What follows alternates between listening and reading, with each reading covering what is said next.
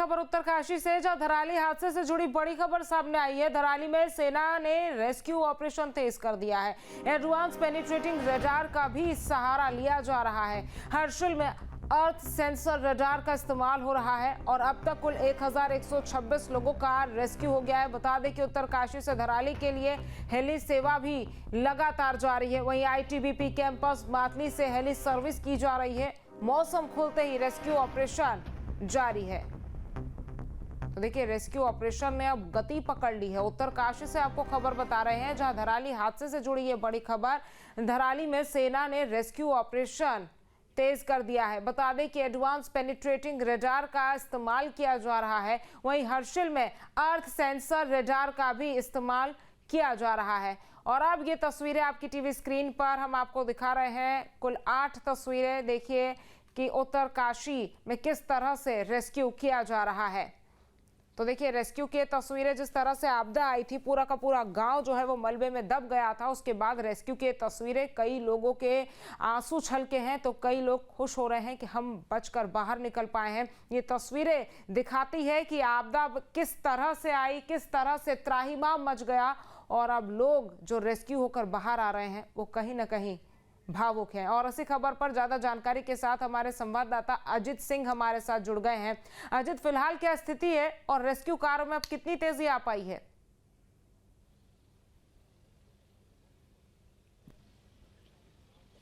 देखिए, bad weather की वजह से रेस्क्यू आज हेली सर्विसेज जो थी वो रुकी हुई थी और वो तकरीबन 10:15 बजे के आसपास शुरू हुई और उसके बाद में लगातार वो ऑपरेशन जारी है। तो इस समय थोड़ा थमा हुआ है क्योंकि उधर बहुत कम लोग रह गए हैं। आज भी काफ़ी लोग वहाँ से निकाल कर यहाँ पर उत्तरकाशी लाए गए हैं, उनके गंतव्य को भेजा गया है। यहाँ से काफ़ी रसद सामग्री भी वहाँ पर भेजी गई है। तो वॉलंटियर्स जा रहे हैं, आईटीबीपी के जवान वहाँ लगातार लगे हुए हैं। एनडीआरएफ, एसडीआरएफ और आर्मी, वायुसेना, इन सब ने मोर्चा वहाँ पर संयुक्त रूप से संभाला हुआ है। और कुल मिलाकर चूँकि आर्मी ने अपना अभियान और तेज कर दिया है और उसी में जो अर्थ सेंसर रडार होती है तो उसको भी वहाँ पर लाकर खोजबीन की जा रही है। इसके अलावा जो लोग हैं वहाँ, उनको सैटेलाइट फ़ोन से उनके परिजनों से बात कराकर एक निश्चितता दी जा रही है कि जो एक मुतमीन होते हैं लोग, कि भाई पता चलना चाहिए, कन्फर्मेशन होनी चाहिए कि अपने लोग हैं कि नहीं है।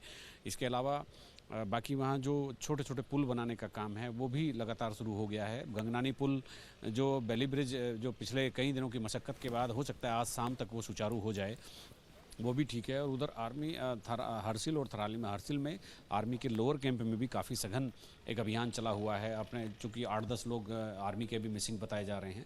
सेना सभी उस पर काम कर रही है, आईटीबीपी अपना काम कर रही है। वहाँ जितनी भी सिक्योरिटी एजेंसीज हैं वो सब अपना तालमेल के साथ लगातार काम कर रही है। बीआरओ सड़क और बैली ब्रिज बनाने में जुटा हुआ है और यहाँ चूँकि बैली ब्रिज एक बहुत ज़रूरी है, वो उसका सड़क मार्ग से संपर्क जो कटा हुआ है उसका बहाल होना बेहद अनिवार्य है। उसके बाद ही जो वो ज़मीन पर चीज़ें होंगी तो वो बहुत तेज़ी के साथ सामने आ सकेंगी और वहाँ रेस्क्यू ऑपरेशन में काफ़ी तेज़ी आ पाएगी। उसके बैली ब्रिज खुलने के बाद तो पहले हल्के वाहन भेजे जाएंगे और चूँकि बीआरओ उसको पूरी टेस्टिंग के बाद ही वहाँ से आवागमन शुरू करने की इजाज़त भी देगा। उसके बाद फिर तकरीबन 5-6 किलोमीटर आगे डबरानी में सड़क वास आउट है, फिर वहाँ मशीनें पहुँचाई जाएंगी, पोकलैंड और जेसीबी मशीनें। तो वहाँ जिस तरह से भी जितना भी जो भी हो सकेगा वहाँ से थोड़ा सा पहाड़ काट कर वहाँ जाने का रास्ता बनाया जाएगा। फिर सोनगाड़ के पास, सोनगाड़ एक जगह है, वहाँ पर भी सड़क पूरी तरह से वास आउट हो गई है।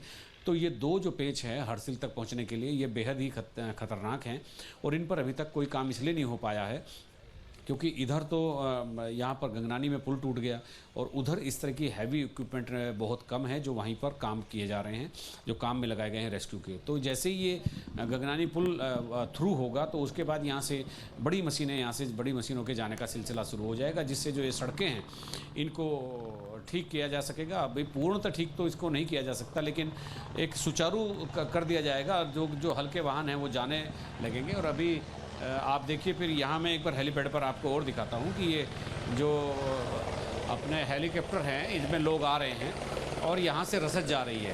तो यहाँ एक केवल उत्तरकाशी हेलीपैड से ही इस समय एक ऑपरेशन चल रहा है और हेली सर्विस का ही ऑपरेशन केवल यहाँ पर अभी चलाया जा रहा है। पहले भटवाड़ी में भी ये ऑपरेशन चला था, लेकिन भटवाड़ी को इसलिए बंद कर दिया गया क्योंकि भटवाड़ी से उत्तरकाशी 30 किलोमीटर दूर है और बीच में कई जगह लैंडस्लाइड है, तो इसीलिए वहाँ से लोगों को आने में दिक्कतें हो रही थी। इसीलिए यहाँ पर जैसे कल तक 1100 से ज़्यादा लोगों को हर्षिल और धराली से रेस्क्यू कर लिया गया था, और उनमें यात्री भी थे जो गंगोत्री धाम की यात्रा पर गए थे, कुछ पर्यटक थे जो आसपास हरसिल और आसपास के इलाकों में घूमने गए थे, और बड़ी संख्या में स्थानीय लोग भी थे। ये देखिए अभी ये जो लोग आ रहे हैं, ऐसा लगता है कि जैसे ये स्थानीय लोग हैं और इनको वहाँ से लाया गया। स्थानीय लोगों का भी सरकार पर लगातार प्रेशर है कि इनको हमको यहाँ से हटाया जाए और उत्तरकाशी भेजा जाए, और इसी तरह से तमाम लोग दबाव में हैं। सरकार अपना काम कर रही है, जो केंद्र सरकार का एक बड़ा सपोर्ट है। आर्मी के चीता हेलीकॉप्टर लगातार यहाँ पर काम कर रहे हैं, प्राइवेट हेलीकॉप्टर हायर किए गए हैं, वो भी यहाँ लगातार काम कर रहे हैं, राशन यहाँ से लगातार जा रहा है। तो ऐसी तमाम गतिविधियाँ यहाँ पर रेस्क्यू ऑपरेशन के लिए चलाई जा रही हैं, जिससे जो लोग बचे हुए हैं उनके जीवन को किसी तरह से कोई खतरा पैदा ना हो। जी अजीत, जिस तरह से रेस्क्यू ऑपरेशन में तेजी आई है, अभी क्या कुछ उम्मीदें और आशंकाएं हैं कितने लोगों के फंसे होने की? क्योंकि मलबा बताया जा रहा है, जिस तरह से तस्वीरों में भी हमने देखा कि 50-50 फीट ऊंचा जो है वो मलबा है और उसके नीचे कई इमारतें और कई जिंदगियां दबी हुई है। तो अभी क्या आशंका है, कितने और लोग दबे हो सकते हैं?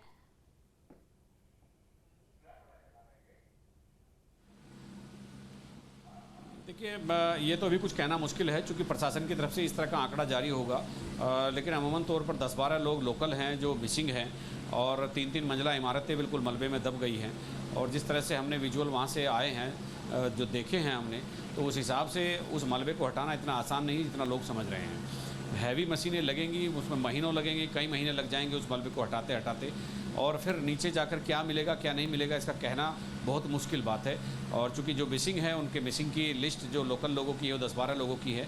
कुछ और लोग भी प्रयास कर रहे हैं कि उनके लोग इधर उधर ना हो, उनको ढूंढ लिया जाए, और सभी से कम्युनिकेशन के माध्यम भी वहाँ डेवलप कर दिए गए हैं और सुचारू कर दिए गए हैं। तो संचार की सेवा बहाल होने के बाद वहाँ इधर उधर फंसे लोग अपने रिश्तेदारों नातेदारों से बातचीत कर रहे हैं। पहले आशंका ये थी कि बहुत बड़ी कैजुअल्टी हो सकती है, लेकिन उस तरह की चीज़ें सामने नहीं आ रही हैं। हाँ, नेपाली मजदूर जो यहाँ पर बगीचों में, सेब के बगीचों में काम करते थे, तो वो हो सकता है, उनकी आशंका ज़रूर है कि वो हो सकता है दबे हों, लेकिन उनकी तरफ से कोई यहाँ कंप्लेंट दर्ज कराने वाला भी नहीं है। तो ऐसी पॉसिबिलिटी क्या क्या हैं, किस तरह से वहाँ चीज़ें हो सकती है, कितना नुकसान हो सकता है, लेकिन इन कैजुअल्टी पर, इन सब चीज़ों पर हम जिला प्रशासन पर ही डिपेंड करते हैं, क्योंकि जिला प्रशासन ही कोई आंकड़ा जारी करेगा तो तभी हम उसको आगे बताने का काम भी करेंगे। जी अजीत, चूंकि आप ग्राउंड जीरो पर तब से मौजूद है जब से ये हादसा हुआ है, और हम तस्वीरों में देख रहे हैं कि लोगों के आंसू छलक रहे हैं, वो दर्द अलग ही देखने को मिल रहा है। चाहे वो घरों का नुकसान हो, चाहे वो होटल्स का नुकसान हो, वहाँ के आसपास के पूरे मार्केट का नुकसान हो, लेकिन सबसे बड़ा नुकसान जो है वो अपनों को खोने का है, और वो हम लगातार देख भी रहे हैं। आप कुछ लोगों से अगर मिले और उन लोगों ने आपको कुछ बताया, अपनी आप बीती किस तरह से लोग बयां कर रहे हैं?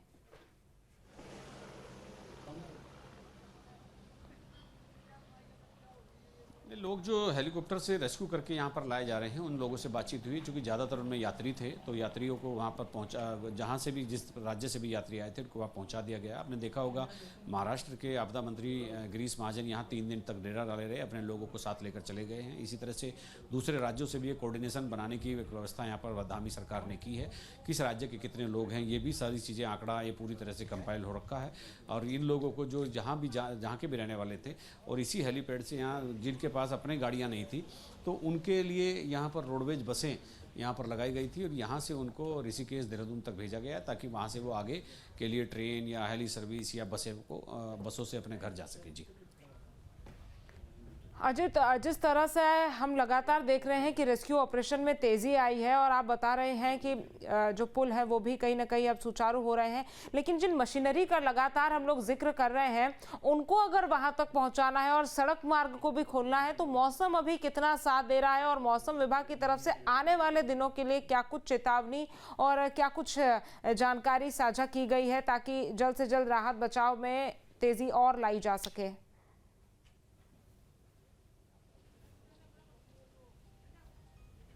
मौसम विभाग की तरफ से आज और कल का हाई अलर्ट है। मूसलाधार बारिश होने की बात उनकी तरफ से की गई है, ये फोरकास्टिंग है। और कल जैसे कल भी मौसम साफ रहा और आज सुबह से मौसम ख़राब होने की वजह से 10:30 बजे तक हेली सर्विस नहीं चली।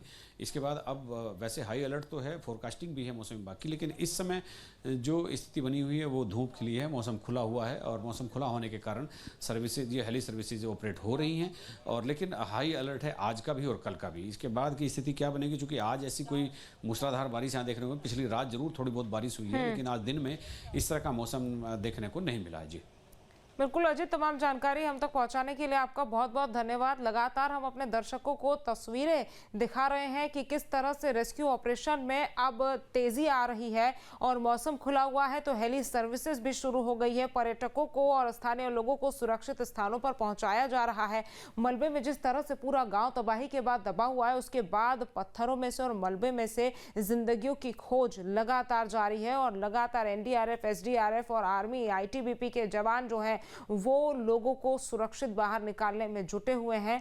मौसम भी कहीं ना कहीं अभी आज साथ देता हुआ नजर आ रहा है, लेकिन बार बार इस बात को हम कह रहे हैं और तस्वीरें भी दिखा रही है कि कैसे बड़ी मुश्किल है लोगों को वहां से रेस्क्यू करने में, क्योंकि पूरे प्रदेश के कई जगहों पर हाई अलर्ट है बाढ़, बारिश और लैंडस्लाइड का, और सड़कें भी बुरी तरह से बाधित है। जहाँ भक्ति है हर शब्द में, कथाओं में छिपे हैं दिव्य रहस्य और ज्योतिष देता है जीवन को दिशा। धर्म से जुड़ी हर बातों को जानने के लिए हमारे चैनल स्तुति को सब्सक्राइब करें। चैनल पर जाने के लिए इस लिंक पर क्लिक करें।